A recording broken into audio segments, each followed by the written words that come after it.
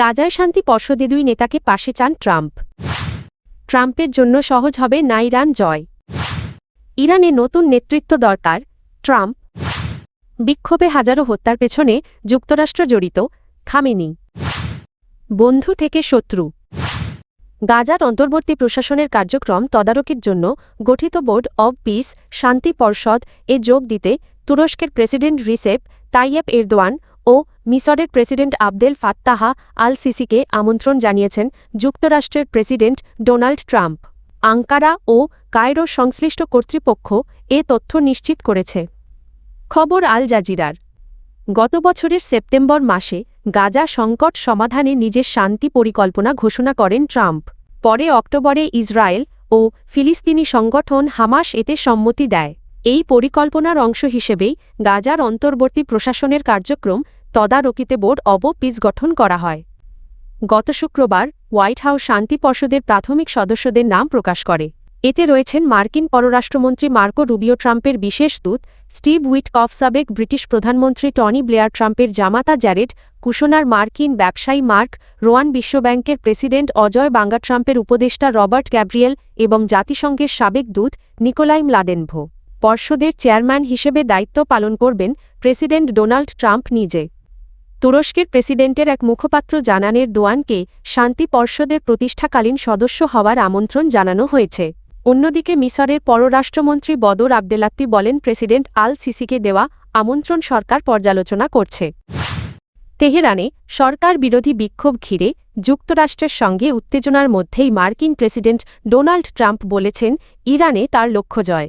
তবে সামরিক ও রাজনৈতিক বিশ্লেষকদের মতে আদর্শিক ও নেটওয়ার্ক ভিত্তিক ইরানি শাসন ব্যবস্থার বিরুদ্ধে ট্রাম্পের জন্য কোনো সহজ বিজয়ের পথ নেই। ইরানে চলমান বিক্ষোভের প্রেক্ষাপটে যুক্তরাষ্ট্র সামরিক শক্তি প্রয়োগ করতে পারে এমন জল্পনা বিশ্বজুড়ে আলোচনার জন্ম দিয়েছে। কিন্তু বিশেষজ্ঞদের মতে ইরানের মতো একটি রাষ্ট্রে দ্রুত বা সীমিত মার্কিন হামলা বাস্তবে অত্যন্ত জটিল ও ঝুঁকিপূর্ণ। ইরানের শাসন ব্যবস্থা কোনো একক ব্যক্তিকেন্দ্রিক কাঠামো নয়।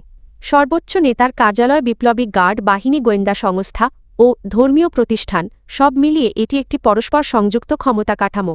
ফলে শীর্ষ নেতৃত্বের কাউকে সরিয়ে দিলেও পুরো ব্যবস্থা ভেঙে পড়ার সম্ভাবনা কম। ট্রাম্প প্রশাসনও অভ্যন্তরীণ চাপের মুখে রয়েছে। একদিকে কট্টরপন্থীরা বলপ্রয়োগের মাধ্যমে শাসন পরিবর্তনের দাবি তুলছে, অন্যদিকে আমেরিকা ফার্স্ট নীতির সমর্থকরা মধ্যপ্রাচ্যে দীর্ঘস্থায়ী যুদ্ধের ঘোর বিরোধী। এতে বড় আকারের সামরিক অভিযান রাজনৈতিকভাবে ঝুঁকিপূর্ণ হয়ে উঠেছে। ইসরায়েল ইরানের বিরুদ্ধে কঠোর পদক্ষেপে আগ্রহী হলেও সৌদি আরব, কাতার ও ওমানসহ উপসাগরীয় দেশগুলো উত্তেজনা প্রশমনের পক্ষে। এসব দেশের সহযোগিতা ও ঘাঁটি ব্যবহারের অনুমতি ছাড়া যুক্তরাষ্ট্রের পক্ষে টেকসই বিমান অভিযান চালানো কঠিন। ইরানে চলমান সরকার বিরোধী বিক্ষোভের প্রেক্ষাপটে দেশটিতে নতুন নেতৃত্বের প্রয়োজন আছে বলে মন্তব্য করেছেন যুক্তরাষ্ট্রের প্রেসিডেন্ট ডোনাল্ড ট্রাম্প। শনিবার 17 জানুয়ারি যুক্তরাষ্ট্রভিত্তিক গণমাধ্যম পলিটিকোকে দেওয়া এক সাক্ষাৎকারে তিনি একথা বলেন। ট্রাম্প বলেন, ইরানের বর্তমান নেতৃত্ব দমন পীড়নের মাধ্যমে দেশ শাসন করছে। বিক্ষোভ চলাকালে সহিংসতা ও ধ্বংসযজ্ঞের জন্য তিনি ইরানের সর্বোচ্চ নেতা আয়াতুল্লাহ আলী খামেনিকে দায়ী করেন। তার ভাষায়, ইরানে নতুন নেতৃত্ব খোঁজার সময় এসেছে। এর প্রতিক্রিয়ায় আয়াতুল্লাহ খামেনি বিক্ষোভে হতাহতের ঘটনা ও ক্ষয়ক্ষতির দায় ট্রাম্পের ওপর চাপান।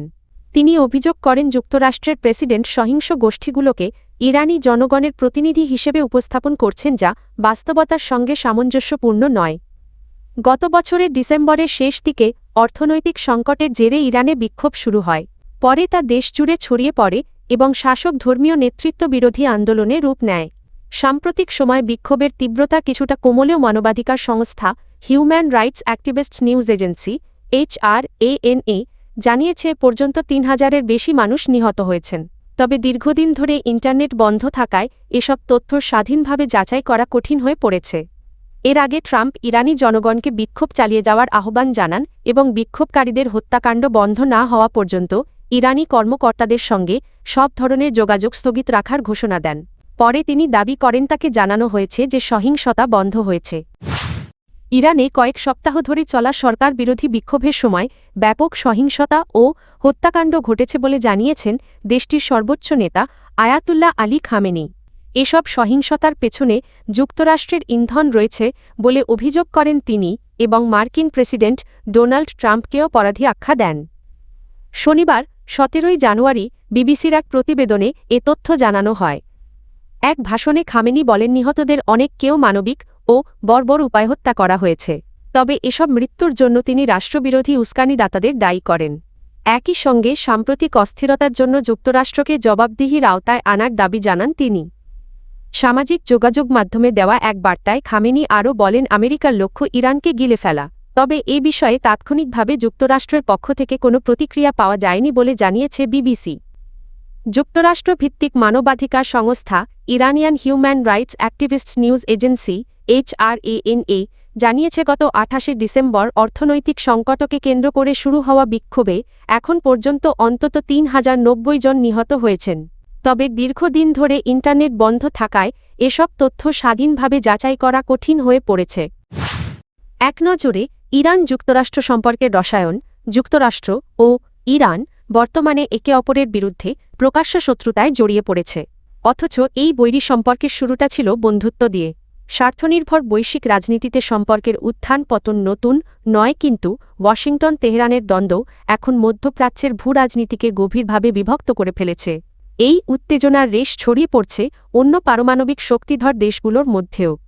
মোসাদ্দেক থেকে শাহ বন্ধুত্বের সূচনা ১৯৫-১-১৯79। ১৯৫১ সালের ২৮ এপ্রিল ইরানের প্রধানমন্ত্রী নির্বাচিত হন মোহাম্মদ মোসাদ্দেক। ক্ষমতায় এসেই তিনি ইরানের তেল সম্পদ জাতীয়করণ করেন। এতে ক্ষুব্ধ হয় যুক্তরাষ্ট্র ও যুক্তরাজ্য সহ পশ্চিমা শক্তিগুলো। ১৯৫৩ সালে ব্রিটিশ গোয়েন্দা সংস্থা MI6 ও মার্কিন গোয়েন্দা সংস্থা CIA যৌথভাবে অভ্যুত্থান ঘটিয়ে মোসাদ্দেককে ক্ষমতাচ্যুত করে। এরপর নির্বাসন থেকে ফিরিয়ে আনা হয় ইরানের শেষ সম্রাট রেজা শাহ পাহলভিকে। পরবর্তী ২ দশকে ইরান যুক্তরাষ্ট্রের ঘনিষ্ঠ মিত্রে পরিণত হয়। পারস্য উপসাগরীয় এই দেশটি মার্কিন অস্ত্রের অন্যতম বৃহৎ ক্রেতা হয়ে ওঠে। শাহের আমলে ইরানের তেল ব্যবসায় প্রায় একচেটিয়া নিয়ন্ত্রণ প্রতিষ্ঠা করে ব্রিটিশ ও মার্কিন কোম্পানিগুলো। তবে এই সময়ই দেশজুড়ে রাজতন্ত্র বিরোধী ক্ষোভ দানা বাঁধতে থাকে। ইসলামী বিপ্লব ও সম্পর্কচ্ছেদ ১৯৭৯ সালের ১৬ জানুয়ারি গণবিক্ষোভের মুখে দেশ ছাড়তে বাধ্য হন রেজা শাহ পাহলভি। ২ সপ্তাহ পর নির্বাসন থেকে দেশে ফেরেন আয়াতুল্লাহ রুহুল্লাহ খোমেনি, যিনি ইরানের ইসলামী বিপ্লবের নেতৃত্ব দেন। বিপ্লবের কিছুদিনের মধ্যেই ইরানি ছাত্ররা তেহরানে মার্কিন দূতাবাস দখল করে নেয়। ৫২ জন মার্কিন নাগরিক ৪৪৪ দিন বন্দী থাকেন। সংকটের সমাধান না হওয়ায় তৎকালীন মার্কিন প্রেসিডেন্ট জিমি কার্টার ইরানের সঙ্গে কূটনৈতিক সম্পর্ক ছিন্ন করেন। ইরানের ওপর আরোপ করা হয় বাণিজ্যিক নিষেধাজ্ঞা, জব্দ করা হয় প্রায় $১২ বিলিয়ন সম্পদ।